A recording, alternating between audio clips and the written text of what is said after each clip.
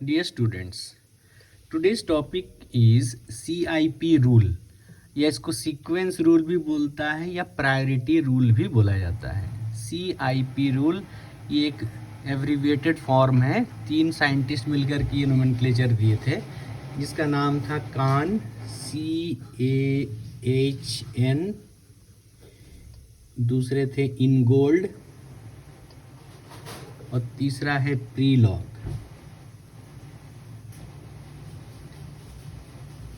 ये organic chemistry का एक बहुत ही इम्पॉर्टेंट टॉपिक है और ये इससे हमें क्या पता चलता है, जैसे मान लो कोई 2 कंपाउंड गिवन है, उस 2 कंपाउंड आइडेंटिकल है कि अलग है कि कैसे पता चलेगा, उसके लिए हमें पहले सीक्वेंसिंग करना पड़ेगा। नियम क्या है पहले ये देख लेते हैं, फिर आगे हम लोग क्वेश्चन करेंगे।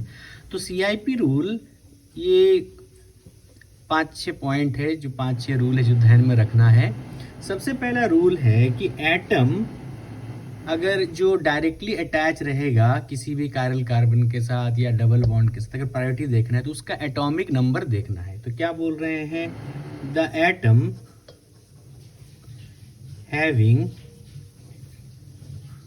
हायर एटॉमिक नंबर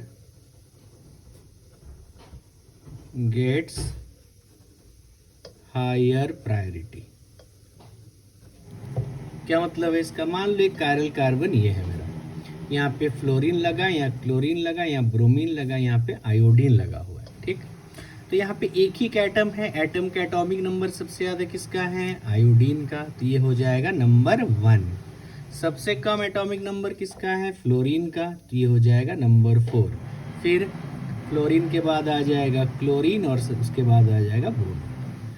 तो एटॉमिक नंबर के हिसाब से सबसे ज़्यादा प्रायोरिटी आयोडीन का मिला, फिर मिला ब्रोमीन का, फिर मिला क्लोरीन का और सबसे लास्ट में मिला फ्लोरीन का। ये सबसे सिंपलेस्ट केस है।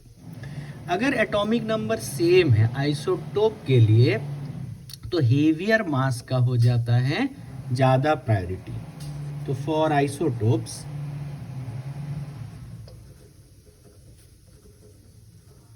Heavier mass receives higher priority. क्या मतलब है, जैसे हाइड्रोजन, ड्यूटेरियम और ट्रिटियम, ये हो जाएगा प्रायोरिटी सीक्वेंस। नाउ जब अगर एटम नहीं कोई ग्रुप है, ग्रुप के लिए तो एटॉमिक नंबर का कोई मतलब नहीं, तो हम क्या देखेंगे कि जहां पे first point of difference clear, अगर फर्स्ट पॉइंट सेम है तो आगे हमें चेक करना पड़ेगा। जैसे नंबर 3 रूल पहले लिख लेते हैं। In case when first atom are common, go for second or third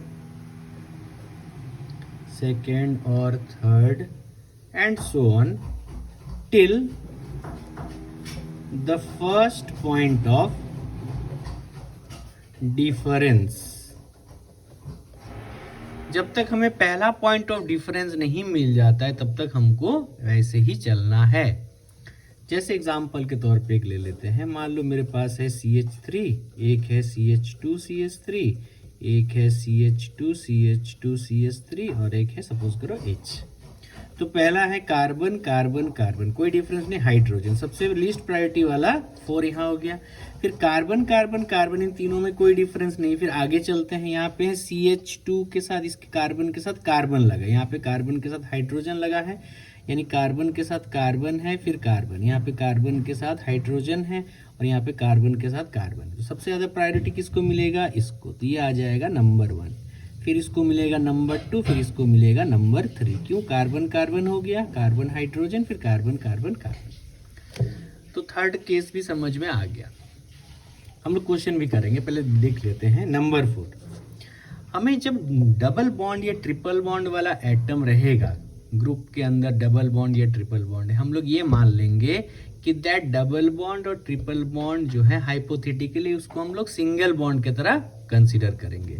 क्या लिखेंगे, मान लो जैसे A डबल बॉन्ड B है, तो इसको हम क्या लिखेंगे, A के साथ 2B है और B के साथ 2A है, ऐसे लिखेंगे। बात समझ में आया?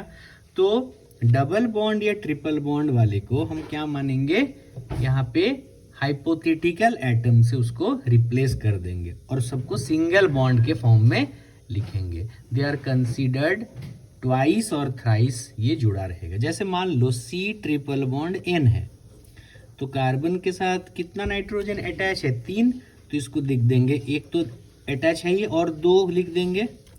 ये सब हाइपोथेटिकल या कहीं कहीं फैंटम एटम भी बोलता है।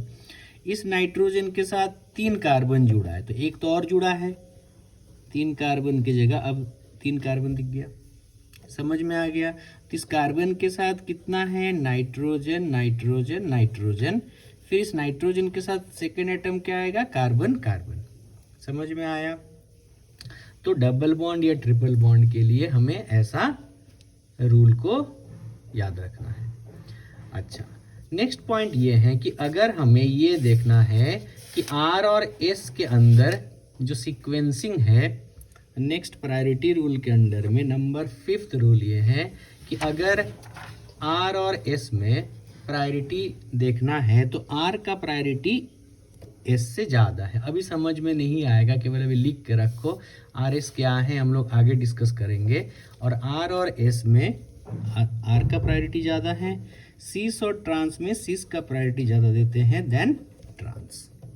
लोन पेयर का प्रायोरिटी नहीं लिया जाता है, लोन पेयर का प्रायोरिटी जो है 0 माना जाता है। तो ये बेसिक रूल है, इस रूल को देखते हुए कुछ क्वेश्चन हम लोग ट्राई करते हैं। जैसे मान लो पहला एग्जाम्पल हम ले रहे हैं, एग्जाम्पल नंबर 1 ये है मेरे पास।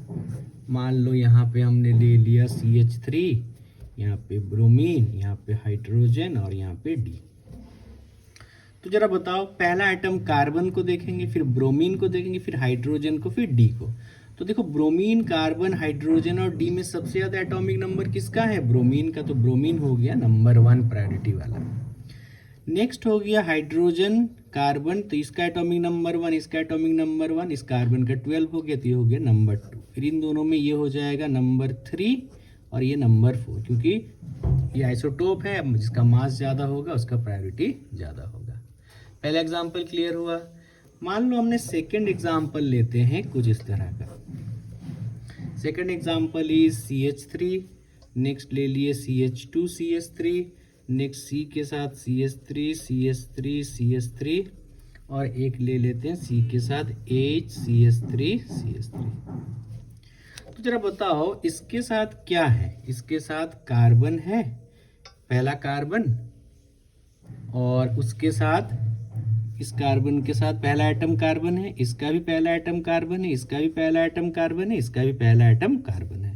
तो कोई डिफरेंस हमें नहीं मिला। इस कार्बन के साथ हमें क्या मिला, एक कार्बन और 2 हाइड्रोजन। इस कार्बन के साथ क्या मिला, तीनों हाइड्रोजन। इस कार्बन के साथ मिला कार्बन कार्बन कार्बन, कहाँ से मिला, ये कार्बन कार्बन कार्बन। और इस कार्बन के साथ क्या मिला, कार्बन कार्बन हाइड्रोजन। तो देखो सबसे ज़्यादा प्रायोरिटी इन चारों में इसका होगा, क्योंकि इसके साथ कार्बन कार्बन कार्बन है। हाइड्रोजन हाइड्रोजन लीस्ट प्रायोरिटी होगा, 2 कार्बन वाला उसके बाद होगा। तो सबसे ज़्यादा प्रायोरिटी वाला कौन होगा, ये नंबर 1 कहलाएगा। नंबर 2 कौन हो जाएगा, ये हो जाएगा नंबर 2 वाला। फिर नंबर 3 क्या होगा, ये वाला। और नंबर 4 कौन होगा, मिथाइल।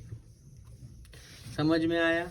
मान लो एक एग्जाम्पल और लेते हैं, नंबर 3। मान लो मेरे पास है C के साथ H, यहाँ डबल बॉन्ड N के साथ H है, C के साथ ट्रिपल बॉन्ड N है, यहाँ है CH3 और C के साथ है H और नाइट्रोजन के साथ है हाइड्रोजन। बहुत अच्छा एग्जाम्पल है। अब देखो इसको हम क्या लिखेंगे, कार्बन के साथ नाइट्रोजन नाइट्रोजन, एक नाइट्रोजन ऑलरेडी जुड़ा है, इसके साथ कार्बन कार्बन, यानी पहला एटम कार्बन है, इसके साथ 3 नाइट्रोजन है। ठीक से देखो, उस 3 नाइट्रोजन के साथ फिर 2 कार्बन भी है ना भाई। ये कार्बन हो गया पहला, इसके साथ 3 नाइट्रोजन, इसके साथ 3 नाइट्रोजन, फिर 2 कार्बन। अब जरा इसको लिखें, ये क्या हो जाएगा, कार्बन के साथ हाइड्रोजन, फिर नाइट्रोजन नाइट्रोजन, फिर कार्बन, फिर हाइड्रोजन। यानी कार्बन के साथ हमें क्या मिला है, नाइट्रोजन नाइट्रोजन हाइड्रोजन, फिर कार्बन हाइड्रोजन, बोलो इसके साथ क्या है, तो डायरेक्टली दिख ही रहा है। तो बताओ इसमें क्या है, इसके साथ क्या है, कार्बन नाइट्रोजन हाइड्रोजन हाइड्रोजन। तो बताओ सीक्वेंस में कौन सबसे पहले आएगा, ये, क्योंकि 3 नाइट्रोजन, यहाँ 2 नाइट्रोजन, यहाँ 1 नाइट्रोजन, यहाँ कार्बन। तो ये हो गया 1 सीक्वेंस में, ये हो गया 2 सीक्वेंस में, थर्ड प्रायोरिटी इसका है, और सबसे लास्ट प्रायोरिटी है मिथाइल ग्रुप का। समझ में आ रहा है। नेक्स्ट मान लो एक दूसरा एग्जाम्पल लेते हैं, कार्बन कार्बन डबल बॉन्ड के साथ है ग्रुप, और यहाँ पे C ट्रिपल बॉन्ड N जुड़ा है, यहाँ पे NH2 जुड़ा है, और यहाँ नाइट्रोजन के साथ जुड़ा है, सॉरी कार्बन ले लो, कार्बन के साथ ले लो NH2 और एक NH2 और एक NH2, और यहाँ ले लो C triple bond N। Okay, तो पहले हमें इस कार्बन के रिस्पेक्ट में 2 ग्रुप के बीच में सीक्वेंसिंग करना है। यानी अब देख लो, यहाँ पे पहला एटम कार्बन है, दूसरा एटम नाइट्रोजन है, पहला एटम कार्बन, पहला एटम नाइट्रोजन, डायरेक्टली कार्बन के साथ जुड़ा है। कार्बन नाइट्रोजन में प्रायोरिटी इसका है, तो पहले इसको लिख लेंगे। अब इन दोनों में क्या है, देखो अभी अभी लिखे थे CN का मतलब क्या है, कार्बन के साथ NNN फिर CC, और इसके साथ क्या है, कार्बन के साथ NNN, आगे कुछ नहीं है, तो फिर या हाइड्रोजन है बोल सकते हो, तो फिर ये प्रायोरिटी इसका ज़्यादा हो गया। तो इन दोनों में इसका प्रायोरिटी ज़्यादा, इन दोनों में इसका प्रायोरिटी ज़्यादा है। मान लो हम एक एग्जाम्पल और ले लेते हैं, जैसे नेक्स्ट एग्जाम्पल क्या है,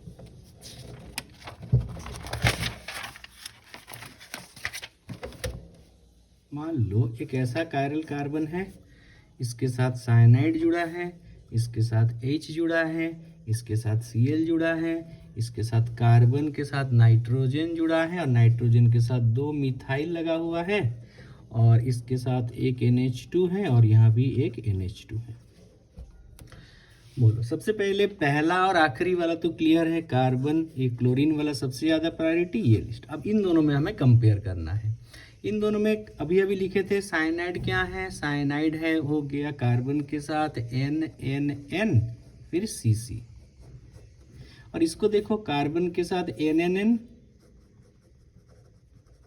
और उसके साथ फिर CC, ये दोनों सेम हो गया ना, ये दोनों सेम हो गया। तो जब ऐसा होगा, तो जब सारा सेम है, तब हमें क्या देखना है, प्रायोरिटी ऑफ रियल ज़्यादा होगा देन इमेजिनरी स्ट्रक्चर। तो ये रूल यहाँ पे नोट कर लो, ये रूल यहाँ पे नोट कर लो, नंबर 7 करके लिख लो, when all are same, priority of real structure will be more than imaginary structure। Point समझ में आया? जरा देखो क्या हो रहा है इसमें। तो अब ये हो गया, तब नंबर 2 पे कौन आएगा, नंबर 2 पे आएगा ये, और ये नंबर 3 पे आएगा। बोलो क्लियर हुआ? क्योंकि यहाँ पे देखो सेम आ गया, N कार्बन के साथ 3N 2 कार्बन, इसके साथ भी 3N और 2 कार्बन। तो रियल स्ट्रक्चर का प्रायोरिटी ज़्यादा होगा देन इमेजिनरी स्ट्रक्चर। एक और आखिरी एग्जांपल लेते हैं। मान लो 2 कायरल सेंटर है, ये अच्छा समझना, 2 कायरल सेंटर, एक है मिथाइल HCl फिर Cl HCS3। जरा गौर से देखो, अब हमें इसका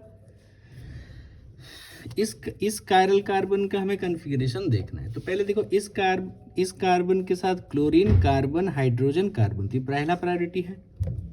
इसके साथ क्या क्या ग्रुप जुड़ा है, इसके साथ जुड़ा है, इस कार्बन के साथ अगर लिखे हैं तो पहले Cl, फिर इसके साथ जुड़ा है H, फिर CH3, और तीसरा ये ले लेते हैं C के साथ Cl H और CS3। तो जरा बताओ इन तीनों में ये और ये पूरा नीचे वाले में प्रायोरिटी किसका ज़्यादा है, प्रायोरिटी इसका, क्योंकि C के साथ Cl लगा हुआ है, तो 1 ये हो गया, तो नीचे वाला 2 हो गया, ऊपर वाला CH3 3 हो गया और लेफ्ट वाला 4 लेफ्ट पे हो गया। ये एक अच्छा समझना, ये Cl पहले, ये नीचे वाला पूरा ग्रुप सेकंड प्रायोरिटी का, ऊपर वाला CH3 फिर, क्योंकि नीचे एक Cl है। सिमिलरली ये 1 हो गया, ये ऊपर वाला पूरा 2 हो गया, ये हो गया 3 और ये हो गया प्रायोरिटी नंबर 4। तो इस कायरल कार्बन में कॉन्फ़िगरेशन कैसा हुआ, ये Cl1 ऊपर वाला पूरा ग्रुप 2, नीचे वाला CH3, हाइड्रोजन हो गया राइट पे। ठीक है, तो होप कि समझ में आया है।